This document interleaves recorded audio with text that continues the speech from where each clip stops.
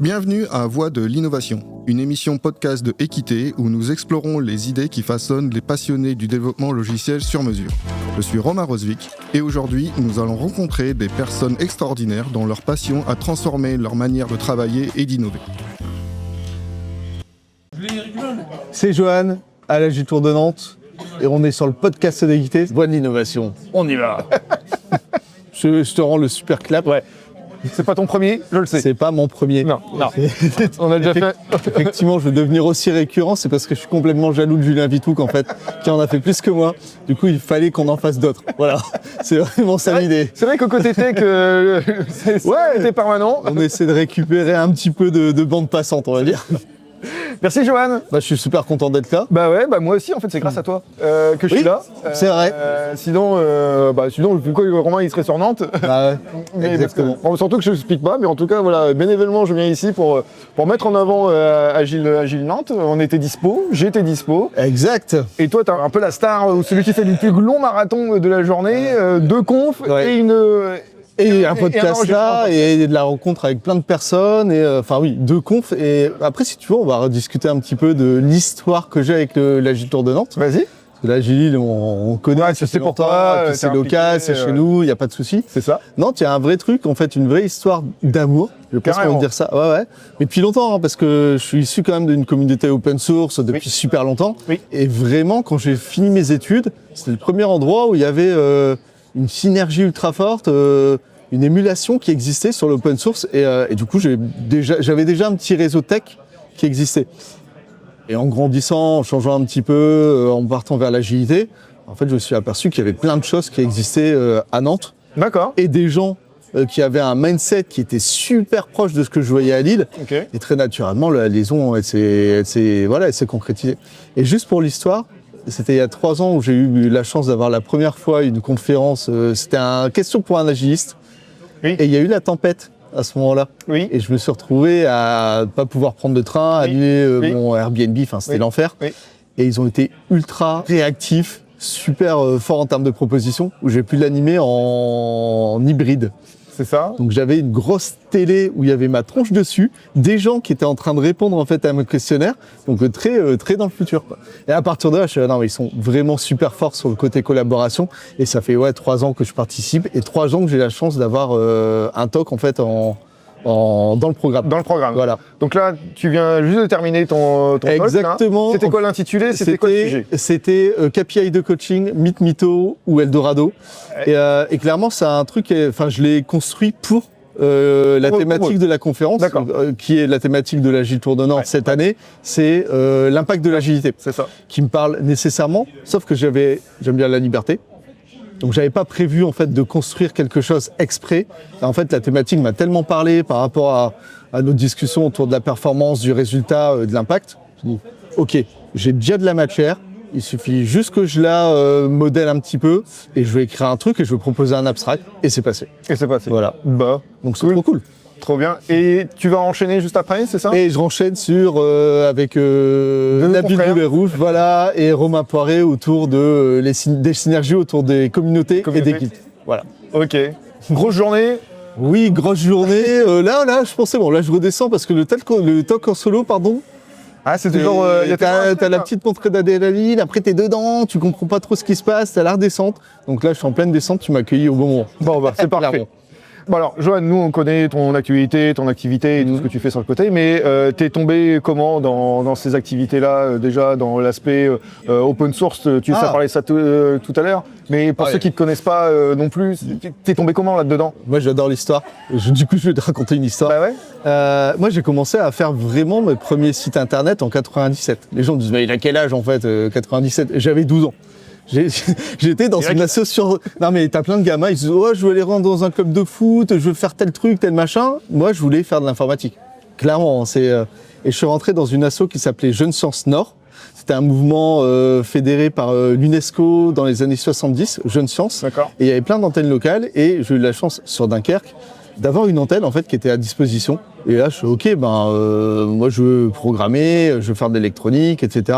Et c'est comme ça que je suis rentré dans le côté déjà informatique et open source, parce qu'en fait c'est une communauté, c'est offert, c'est gratuit, etc. Et j'ai découvert Linux aussi à ce moment-là. Ouais, j'ai découvert des langages comme le PHP, comme les premières notions autour de Java, comme le C ou du C#, à ce moment-là, quoi. Ok. Et C++ aussi. Et du coup, c'est devenu clairement ma culture. Le côté partage, le côté... Après, il y a l'histoire aussi de Richard Stallman. Alors, autant le personnage est un peu détestable, mais ça, faut regarder l'histoire. Mais en tout cas, son héritage, il est ouf. Parce que Richard Stallman, il a commencé à créer, enfin, à ramener cette culture du libre, parce qu'il s'énervait sur les drivers en fait, de son imprimante Xerox. Et il disait, ce propriétaire, ça m'énerve, le code, il devrait être à dispo. Et il a tout fait en fait pour que le code soit à disposition et que il puisse le modifier et améliorer aussi les choses. Et cette culture-là, j'adore. C'est le côté partage, côté.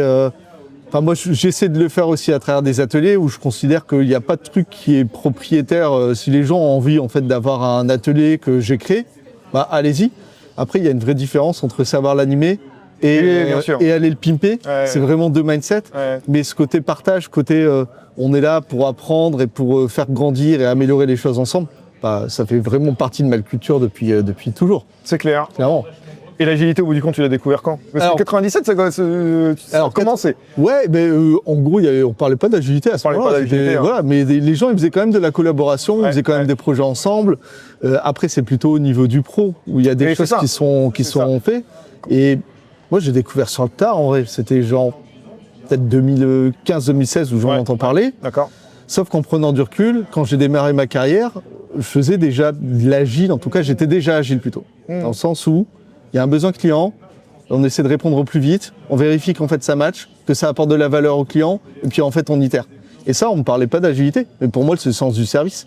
Et au final, en fait, au final, ça c'est être agile. C'est voilà, on est conscient que le client a un besoin, on essaie de lui livrer un truc qui répond à son besoin, on n'essaie pas de le faire attendre 2 ans, on le fait au plus vite. Juste ça faisait déjà aussi partie des choses que je faisais naturellement. Et après, j'ai mis plein de notions derrière pour améliorer la synchronisation, la collaboration, pour être un peu plus cadré sur la manière de prioriser les choses. Mais le mindset, je pense qu'il était déjà avant que je parle d'agilité. En vrai. Vraiment, ce truc-là, il était, je ne vais pas dire en moi parce que ce serait présomptueux, mais je l'ai vécu sur mes premières missions. Parce que c'est ce qu'on avait envie de faire en fait et de rendre service aux utilisateurs, tout simplement. C'est sûr, c'est sûr. On est sur Nantes. Ouais. Tu avais fait celui de juin forcément à Lille. Exact. Il y a forcément un tronc commun et donc là on a commencé à regarder un petit peu. Il y a des têtes connues. C'est quoi pour toi les différences entre les deux sessions? C'est quoi pour les deux sessions là, elles ont une culture aussi différente. Alors déjà l'accueil, je vous assure, est dingue avec les brioches, c'est ouf. Les brioches, t'es tombé en kiff. Moi je le savais, je n'avais rien dit, mais voilà, bienvenue la culture de la Vendée, tout ça, la brioche, c'est sacralisé ici. Là c'est super. Alors à part le côté bouffe. Alors à part le côté bouffe, forcément. Moi je pense que les boîtes elles sont différentes. Même en fait quand on regarde les sponsors.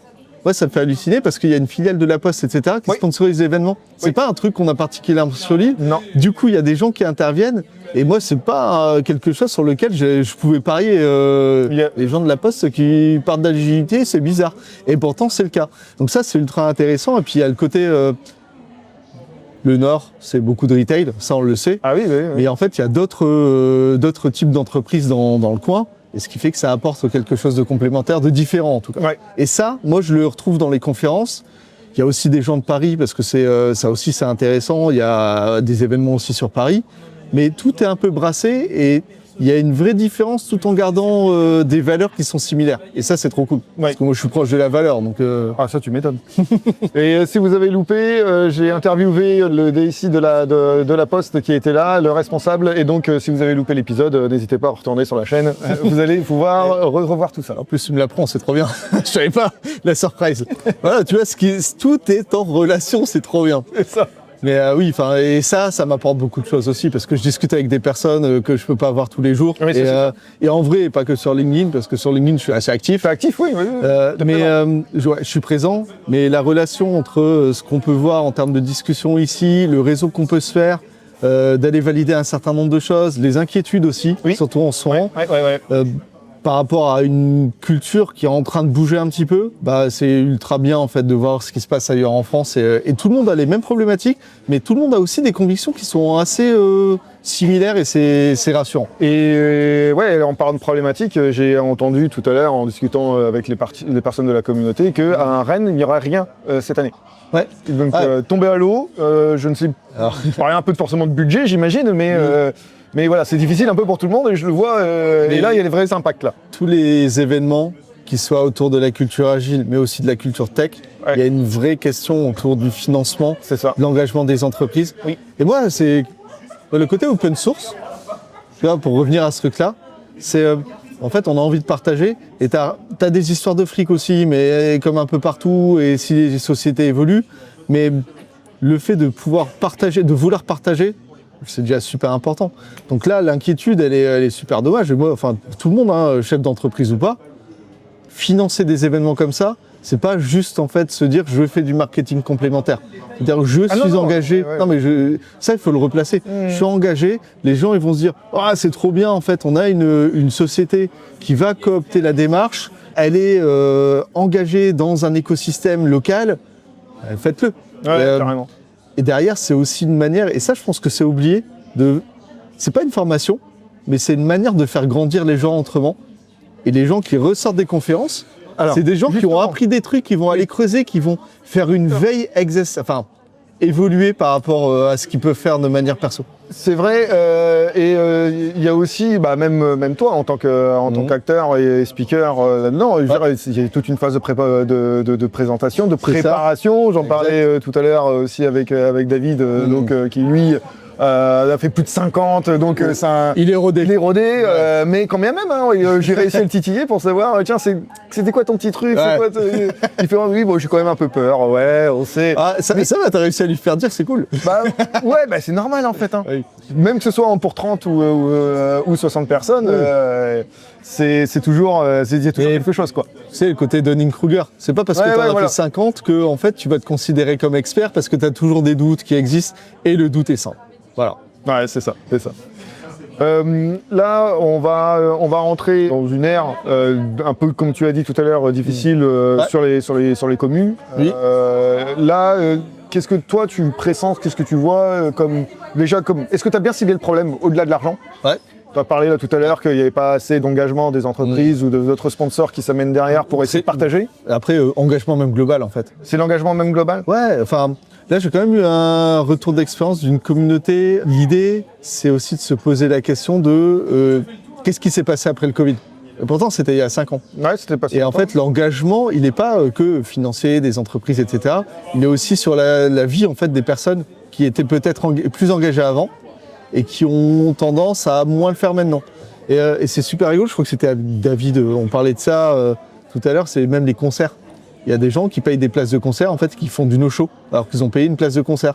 Et quand tu dis sur du meet-up, il y a des gens, en fait, qui vont s'inscrire sur du meet-up et vont pas venir. Ils vont pas venir. Déjà, c'est gratuit, donc on s'en fout. Et pourtant, l'intérêt, c'est aussi d'apprendre d'autres choses. Donc pour moi, il y a un réengagement sur le côté collaboratif, le côté sympa aussi, convivial, et aussi sur, finalement, en 1 heure, tu es capable de discuter avec des gens, apprendre plein de trucs. Et sinon, en fait, tu l'aurais peut-être fait en 1 journée, ou peut-être que tu l'aurais jamais fait de ta vie. Tu l'aurais jamais fait.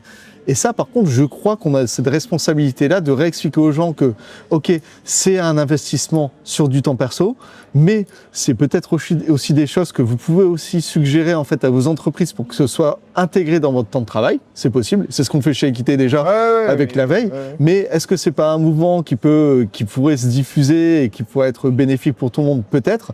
Mais en tout cas, ça a un réel impact. Et ça, il faut que les gens le comprennent. Et après, il y a aussi l'antithèse, ou plutôt quelque chose qui est assez antinomique, de ma vie perso, elle est importante. Et c'est super dur d'avoir un réel équilibre. Donc on peut pas en vouloir aux gens qui s'engagent plus trop sur des meet-up, surtout quand on a 25 en fait dans la semaine. Et en même temps, on considère que c'est important d'avoir une vie qui est hors de cadre perso pour pouvoir évoluer sur du pro. Donc il y a un truc qui est un peu paradoxal et qui est pas simple à gérer. Ouais. Ok. On va arriver là à la fin de notre interview. Pour celles et ceux qui nous regardent là et qui ont envie de se lancer pour être speaker, orateur, oratrice, si tu peux vous donner 1 ou 2 conseils Le premier, Ouais. c'est déjà de le tester de manière un peu locale, D'accord. vraiment sur une petite population et de récupérer rapidement du feedback. Et ça, c'est très lié à la culture agile, mais ça marche super bien sur les présentations. Et pas hésiter aussi à le faire en solo. C'est un conseil que donnait David dans son talk, c'est-à-dire, même si c'est bizarre de le répéter à blanc, devant personne, moi je le fais dans mon salon, par exemple. Je le fais dans mon salon, je le fais dans le miroir, je le fais devant mon PC. La première fois, elle est bizarre, parce qu'on se dit, mais c'est un peu absurde. Mais la réalité, c'est que c'est l'élément clé. Donc ça, c'est le premier truc, et puis teste-le avec vos potes, quoi. Tout simplement, vous avez des amis, vous avez peut-être des gens côté pro où vous avez 5-6 personnes, faites-le comme ça, et après, au final, vous allez peut-être remplir un stade ou pas, mais c'est pas grave. Est-ce que c'est ça la cible ou est-ce que c'est partagé à son niveau et quel niveau j'ai envie d'atteindre? C'est une vraie démarche, hein. Être speaker et de se dire je suis capable de m'adresser à 200 personnes, il faut quand même un minimum en fait d'ego et de confiance en soi. Et quand c'est 400 personnes, ça fait quoi? C'est encore pire. Je pense que c'est encore pire. Après, c'est peut-être noyé si c'est un stade. Tu vois, genre 80 000, je pense que tu vois plus rien. Faut demander à Jérémy Ferrari. Là. Mais peu importe. Est-ce que c'est important? Et puis après, faut pas se prendre la tête là-dessus. La bonne population, c'est la population qui vient voir parce que le sujet, ça les intéresse, ça leur intéresse. Et puis, ils ont envie d'avoir un impact. Sinon, très naturellement, ils vont pas venir. Donc c'est pas grave. Les gens sont là pour apprendre des choses. Vous avez compris le conseil, répétez, répétez et répétez. Il y a que ça. Allez, ciao, à la semaine prochaine. Ciao, salut. Merci d'avoir écouté Voix de l'innovation. Nous espérons que vous avez trouvé cette conversation inspirante. Suivez-nous sur vos plateformes de podcast préférées pour ne pas manquer nos prochaines émissions avec de nouvelles personnes passionnées de développement logiciel.